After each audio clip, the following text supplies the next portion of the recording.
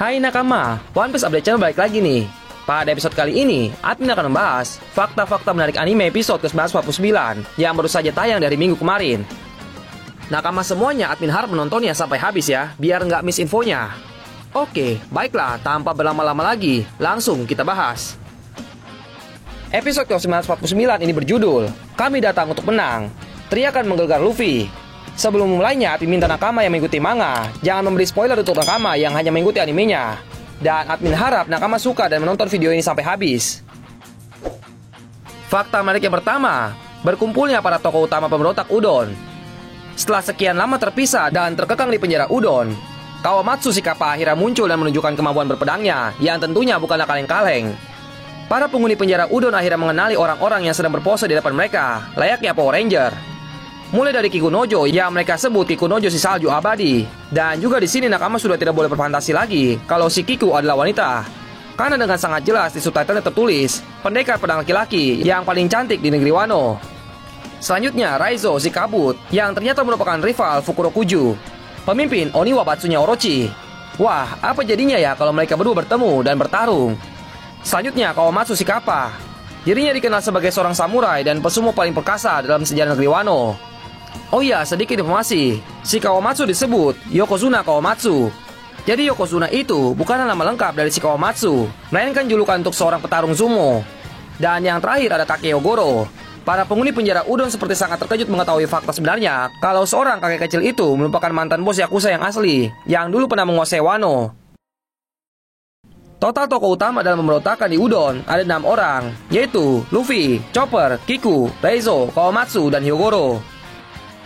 Fakta yang kedua, kondisi terbaru Kid dan Killer. Setelah hampir meninggoy, alias jadi almarhum saat disiksa oleh Queen dan kena dampak kerusuhannya Big Mom, mereka berdua terlihat baik-baik saja. Ada sebuah kejadian lucu menurut admin, yaitu ketika si Raizo memberikan kunci borgolnya sambil bilang, gunakan kunci itu temannya Tuan Luffy. Si Kid langsung asam mukanya karena mungkin dia merasa sedikit tertinggal oleh si Luffy yang ia anggap sebagai rivalnya. Tapi di sisi lain juga ada yang cukup menyedihkan, yaitu kondisi si Killer, yang hanya tertawa saja layaknya orang gila. Padahal yang kita tahu, Killer merupakan karakter yang pendiam dan dingin. Nah sekarang keputusan untuk bebas mereka ada di tangan mereka sendiri. Karena di hadapan mereka sudah tergeletak kunci borgol batu laut. Menurut nakama, apakah mereka akan menekan ego mereka dan menggunakan kunci tersebut? Karena seperti yang admin bilang tadi, Kid seperti tidak senang. Kalau menurut admin sih ya, mereka bakal menggunakan kunci itu. Oke, kita lanjut. Fakta yang ketiga, peluru Excite. Babanuki merasa kalau kondisi Udon saat ini sudah dalam batas yang sulit untuk dikendalikan, sehingga ia memerintah untuk menggunakan sebuah peluru yang disebut Excite. Kalau mendengar secara seksama, peluru ini merupakan sebuah senjata biologi ciptaan si Queen. Nakama tahu kan julukan untuk si Queen? Queen memiliki julukan wabah. Nah, sepertinya maksud dari wabah di sini karena si Queen mampu menciptakan senjata biologis yang bisa menyebabkan sebuah penyakit. Peluru Excite ini menyebabkan orang yang tertembak peluru tersebut terjangkit sebuah penyakit yang membuat mereka merasakan seperti terbakar kulitnya, lalu mengeluarkan darah dan akan mati secara perlahan. Yang membuat penyakit tersebut semakin berbahaya karena penyebarannya cepat dan dapat menular ke orang lain dengan sentuhan saja. Jadi dapat dibayangkan seberapa mengerikannya penyakit dari peluru Excite ini. Dan mereka yang terjangkit penyakit atau mungkin lebih tepatnya virus disebut mumi. Kira-kira senjata biologis apa lagi ya yang bisa dibuat oleh si Queen? Fakta yang keempat, kebengisan bajak laut binatang buas. Ya, para anak buahnya Kaido ini memang benar-benar bengis. Sepertinya tidak ada sedikit pun belas kasih yang mereka miliki. Pasalnya mereka tanpa ampun menembakkan peluru Excite itu ke arah kerumunan tahanan yang sudah tidak berdaya sama sekali. Dan bahkan cenderung mematuhi mereka. Karena kebengisannya mereka, para tahanan pun banyak terpapar virus yang disebabkan peluru Excite. Orang yang terpapar kulitnya memiliki tanda tengkorak tepat di bekas pelurunya mendarat. Dan juga ada warna hijau yang menyebar ke seluruh kulitnya. Mereka semua yang terpapar hanya bisa menahan rasa sakit sambil berteriak minta tolong. Dan yang lebih parahnya lagi, para cecunguk binatang buas ini tidak berhenti menembak sedetik pun.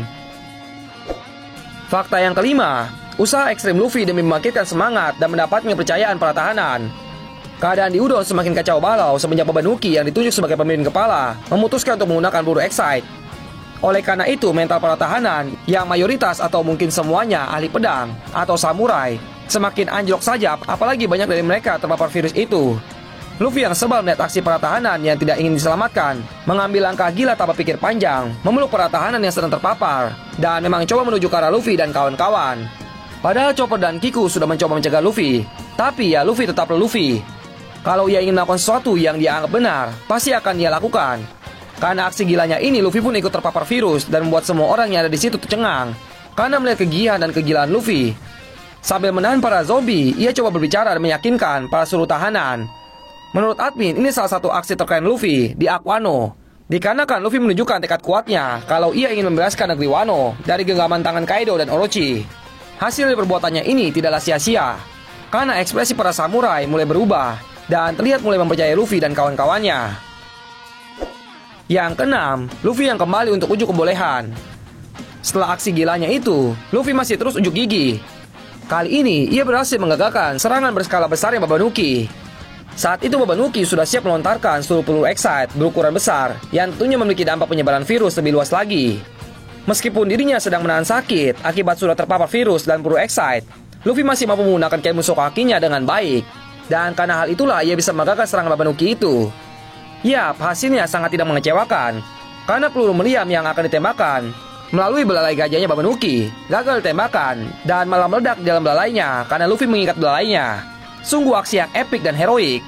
Sudah sepantasnya para samurai di penjara Udon percaya dengan Luffy setelah apa yang ia lakukan. Oke, next, the last one. Yang ketujuh, bangkitnya para samurai penjara Udon.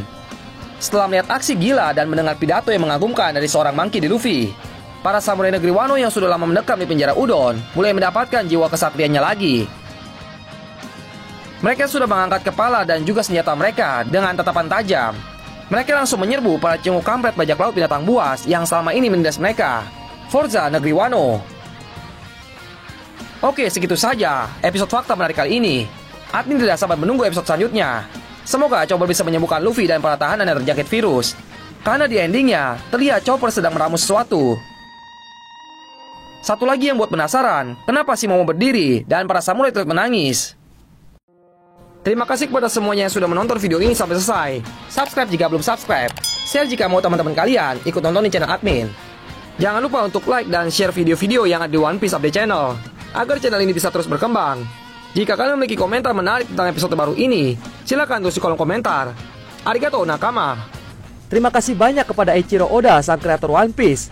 Terima kasih juga kepada PT Suisa yang sudah mempublikasikan manganya. Dan tak lupa juga kita berterima kasih kepada Toei Animation yang sudah membuat animasi dari One Piece.